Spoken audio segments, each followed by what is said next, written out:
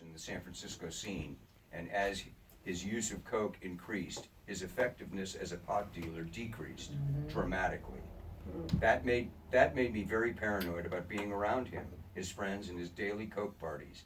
It was truly a recipe for disaster in the making, and one in which I wanted no part of. It was around then that he came up with a jealously motivated cockamamie plan to strike it rich by elevating himself from being a small-time coke dealer to a big-time international smuggler. He had a plan, all right. It included partnering with a sleazy local attorney with supposed connections in South America, a brazen and insane scheme to slip past airport customs in Mexico from Bogota with cocaine concealed in a false bottom suitcase, then transfer the coke to the concealed trunk stash of a VW Carmenguia and drive it across the US border. He was out of his mind, and I tried to warn him. Things did not go well for Marty. There's some, and I will say that some of the scenes again of your father visiting Marty in jail, and then at the end Marty comes back where he tells you his story when he gets out, and it is a terrible tale of which includes being raped in jail. It is very hard to read, and I'd say that is about the darkest portion of the book, and that part actually reminded me of like the Midnight Express, where the kids did just not paying attention. This is international, and the fact that cocaine was such a bigger deal, and that is also one thing in the book. There is, while some of the people are doing cocaine, snorting through the story, but it really, was always around, But it's not. The cannabis is really the main drug that you're dealing with. I had many opportunities. And you tried to, in many of the scenes, you try to say no to that other stuff and try to push off from it. Right. Unfortunately, others didn't. Yeah. Like Marty. Like Willie, I mean, there's a bunch of people. We talked about a few of them on the drive over here, Or even what was the one that was the alcoholic? Dave Killian. Yeah, and I mean, if you're doing the same things when you're an adult, when you're in your 60s that you were doing when you're 30, you're done. I mean, chances are it's gonna catch you. Usually, it doesn't have a happy ending. It's gonna catch up with you. I mean, if you don't grow out of that, you're finished. I mean, I saw it happen to numerous people, including my best friend Willie. And Willie had a nickname as Peter Pan, and we the all boy know who never grew up. who Peter Pan was. Is it hard to write? I mean, I think hard enough to write about yourself, but is it hard to write honestly about the people? Well, I think you have to figure out who they were, what they were like. Yeah. And try to be honest about it. Like I said, it's the good, bad, and the ugly. It might not be pretty. The truth sometimes isn't pretty, but it's the truth. What can you do? I think you managed that. I think you managed to show some of these guys their good qualities and then some of their foolhardiness. Or some of their and as well as your own. And some underhanded qualities too. I was no saint. And you don't come across as one. I mean, really, the honesty of that is makes it such a pleasure to read the book, because very seldom do you have it would almost usually be written in a third person. Well, I didn't want to do that. Yeah. I mean, I'd read enough third person accounts, and that wasn't where I was going with it. If I was going to do this story, it was going to be me talking. How has the reception of this been from from readers and family? Well, and your friends and family, I imagine, have been amongst the first readers of it. Well, yeah. I'm getting a lot of very good, I mean, I've got 30, 40, 50 reviews and ratings, all 3, 4, 5-star ratings, a couple of, lower ratings, but by and large they've been 4 and 5 stars. So I took 2 years. I wanted to see the reception I would get. Coming from nowhere, I wanted it to be word of mouth. I wanted to see if we could actually produce a book and sell some books just from word of mouth. In 2 years I sold a couple of hundred books, which I thought, for coming from nowhere, wasn't bad. And then we decided, everybody told me, you have to go to social media. You got to do this. If that's the way of the world. And you have Miss Lauren involved. You have some great people. Do you want to give? First of all, let's say who we're talking to in case people are just tuning in. We are talking to Rick Bibbero, the author of 90 Degrees to Zamboanga. Did I say it right? Zamboanga. Zamboanga. Where is Zamboanga? It's in the Philippines. It's in the southern Philippines on the island of Mindanao. Maybe I should go into that a little We bit. can. We were visiting that because Of why I named the book that Yeah. name. that's another It's good. a catchy name. Yeah. Well, Kate and I know the story. It's hair raising. Oh my God, there are many hair-raising Yeah. adventures in this book. Yeah. Well, it just shows the true character of these sailors, adventurers, to endure the most scary, deadly situations Oh my gosh. against Pirates. pirates. But this is Mother Nature right here. It's crazy. I'm just trying to find this part. Yeah. about- Oh, it's marked in the book. Oh yeah. Okay. Yeah. Yeah. Thanks. If all else fails, Yeah, if all else fails, you can go to the I Go book. to have the to say book. again, and they can find the book on Amazon.com. You can get the Kindle version or the hardback. But I would really recommend that you get the hardback version. It is a beautiful book. It would make such a nice book. You said, Rick, that it's too heavy to take on a vacation, but to me, I would take that one book on vacation because each chapter is like almost a mini novella in itself. I bet it reads great on a Hawaiian beach. Yes, on a Hawaiian beach. Oh, It does. that would And be smoking nice. a joint if you can do Smoke that. and just the cover. I guarantee if somebody saw you reading that, the cover would catch someone else's eye and they would Absolutely. ask you what you were reading. Yes. It's happened. If you want to act Woo! cool. So That's great. even if you're not going to read the book, just get it to be cool. Yeah. Okay, let me read you this. Why I got the name, because people ask me, and it's kind of an obscure name. To digress for a moment, 90 Degrees to Zamboanga, the title of this story, became a metaphor for the entire voyage and for the story as a whole. Here we were, at the mercy of nature's wild fury. We had been caught in a typhoon and lost in the Sulu Sea for what seemed at the time like days on end. It is one of the most dangerous and far-off corners of the world. Our instruments were broken, and we had been blown about 200 miles off course. Using the only navigational tool left, we discovered ourselves to be squarely in the middle of the most notorious pirate-infested area in the entire region, not to mention an area surrounded by reefs, islands, and dangerous shoal grounds. It was only by some miracle that we averted disaster. We survived it and unexpectedly found ourselves in the wilds of Borneo, another surprise. This characterized and highlighted the unpredictability of the entire voyage and served as a message of just how lucky we'd been. Later research indicated that 1974 was a particularly active typhoon season in the Western Pacific. Although there were no super Category 5 typhoons of winds greater than 156 miles per hour, there were 16 storms that reached typhoon intensity with winds greater than 74 miles per hour.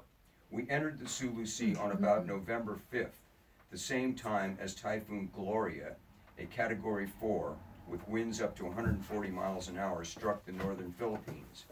It appears that we had only been hit by the outer edges of the storm as its primary track and eye passed well to our north. However, with the counterclockwise cyclonic movement of such a storm combined with the 75 mile per hour winds we experienced, coming mainly from the northeast, it's no wonder that we were blown off course and pushed to the southwest, which is indeed where we found ourselves. So that's how the name came into being, because when we were lost during this time, I bet you do a lot of soul searching in a moment like that. well, I mean, you're your own person. You better figure it out, or you're done. If you don't figure it out, you're not going to the local store to get instructions. You're going to the bottom of the. You're going to the bottom of the ocean. That's the if you don't. Davy Jones' locker. Good, Davy Jones' locker. So we were. Rick, you seem like such a normal person. I know, it's like doesn't hard he? to hang out with you and think, God, this guy was going through all those. It's like a whole nother Trials and lifetime to me. tribulations. It's like a whole nother lifetime. I don't know. It's hard to describe it when I'm trying to write this and trying to relive this adventure. It's a whole, Well, it's made you who you are today. You can't undo it. you know, and that's another thing. And that's another part of this. I never grew up with aspirations of becoming a drug smuggler, for Christ's sakes. You don't have kids, You know, I was going to be a doctor. but you do have a So you're a stepdaughter doctor. that you talked about. What I- does she think of all this? Well, she Because told this me. is before her entrance really into your life. Right, right. She's told me I adopted her as an adult, and she said, you know, Dad, one of these days I'm going to get arrested, I'm going to get a bunch of tattoos and piercings, and I'm going to go to jail just so you can see what it's like to have a delinquent for a child. Did you say, oh, that's okay? Yeah, no, I thanks. did. I did. I said, you don't have to do that. I kind of know. That's awesome. That's awesome. I'm glad. I'm glad the book. It has a mostly happy ending. Some of the people don't have less than happy outcomes, but it's sort of like if you Yeah. deal with stories like this, there are dark parts of it. I'm glad you made it out to tell the tales. Well, of the four of us on the boat, I'm the only one left. Wow. Yeah, Wow. So that kind of really brings it home as to, you know, I wanted to get this story out before I died. Right. You know, at least I've got something. At least I've got a legacy of that. Well, it's So, very well written, and even though it is a long book, if we were saying if it was in a smaller format like the typical paperback format, it would be like an 800-page book probably. it would. It's a fatty. We It's a calced it tale. out. We calced it out when we were going to print, and my editor told me this book it can't be the normal size. It's going to be 800 pages. But what's nice about it, it's easy to read. I mean, the print is such that it's very easy to read, and I like that for myself. I can honestly say that. Oh, there was one other part about Nepenthe. Yeah. Oh, yeah, we've got to talk about the boat, Nepenthe. Well, the name. You Yeah. know, we bought this boat, and its name was Nepenthe. And when we discovered what Nepenthe meant, it's a drug that was used back in the ancient Greek times, back to the Iliad, and you know, there's mention of it in the Iliad and Helen of Troy. Wow. So I mean, this It was may have been one of the Friends. the mysteries, the Elysian mysteries, because one they of did those do drugs. for those- coincidental things. Wow. No, you know, I was sad about the boat, the racing boat, that was that ended up being pretty much abused and destroyed. But that was a sad tale. What was her name? Mama Mucci. Mama Mucci. Oh, yeah. Yeah, that was Oh. such a beautiful boat. It was a Camper Nicholson 55, and it had won races, and it was a gorgeous boat. And I bought it in Hong Kong, and we bought it to do that load, which it didn't get done for one reason or another. You can read about it in the story. Yeah. But the boat did ultimately get used and basically destroyed. I mean, I saw it about 10 years later in San Francisco, and it was just a mess, and then I never saw it again. I read about it. I actually read the person who had the boat at that time forfeited it to the government, and I found the article in the Reno newspaper about that forfeiture. Wow. Yeah, so It's crazy that you got to know the whole after story, that you actually are the fount, because you are the one that paid attention. You are the one that was there through so many of the stories of the story, and you survived to actually came across various people to tell you the after stories. Yeah. I mean, some of the best people in the after story that I knew were government people. How about what was the name of the prosecuting officer? Well, there was Jim Conklin. The Jim, DA. Yeah, the team of two Jims, Jim Conklin and Jim Nielsen. I interviewed them after as part of the story. I can't believe you just called this guy up after all these years, after you get out of jail, and I'm writing this book. What was his Well, reaction? that was the most amazing thing, because as I was writing this book, I was feeling like there's too much of me in this book. I need to have I need to have a view from the other side to make it real. So I called, I searched online till I found the agent who had busted me and busted everybody. And I called him up. He was living in Las Vegas. He was retired from the DEA, and he was an investigator. And I called him up. I said, Jim, this is Little Rick. And he blew his mind. And what are you doing? And I said, I've written this book, but I want to include you in it, and I want to develop a parallel story. I know all about the bust and everything, but I don't really know about you. And I want to figure out who you are, who you were, and develop a parallel story, and then how our paths crossed. And he was very receptive. He was very supportive of the project. He introduced me to the IRS agent who had chased all of us, and I interviewed him too. And it just made for to close that chapter. As a book and as a chapter in your life. Yeah, and he was, I mean, he was on the witness stand against me, and it was heavy. You know what though? I guess like the crazy thing is, it's just people playing the role that is there at that moment. Well, he wasn't out to. He didn't. It wasn't personal. Right. Well, it also he wasn't out to save the world. He You know, was it just out almost doing seems a like a job. lot of people they saw that you had some merit and wanted you. A lot of people wanted you to get out of this business and go straight, so to speak. Well, Father Source, the chaplain who I worked for in prison, was a mentor to me, and he told me, he said, if you never get caught, you might not ever get caught, but once you get caught, you will get caught again if you're doing it. There's Wow. 100% chance. They're watching I've never you. heard a story where people didn't get caught. I mean, usually at this level, most stories, some legal situation is happening. Yeah. How strange that you ended. I mean, you were raised a young Jewish guy, and here you are, this Christian chaplain in jail ends up being It was your very funny because your mentor. everybody in prison has to have a job.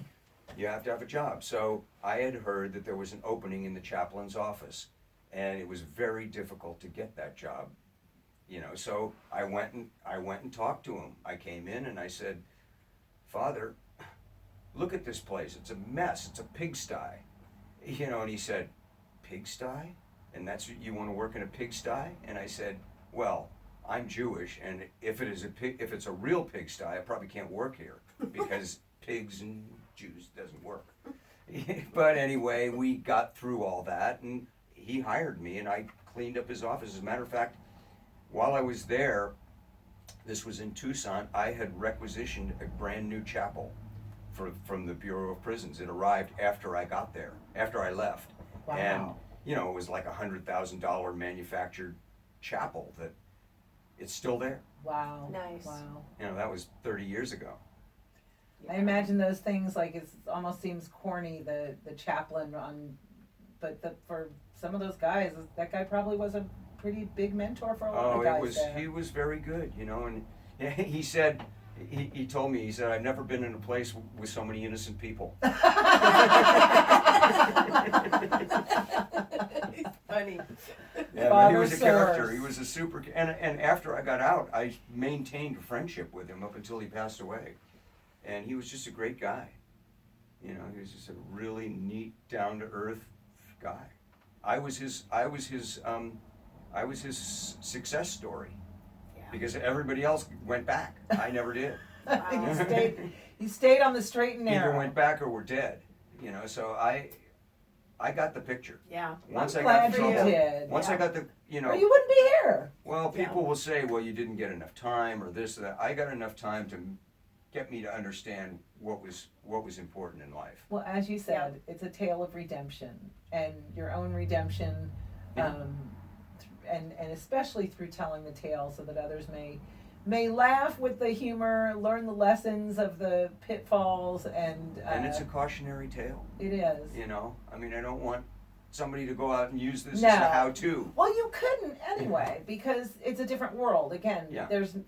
cannabis wrote is now about that, legal. too. There's a whole different thing about it. But understand, back then people weren't not smoking. They Right.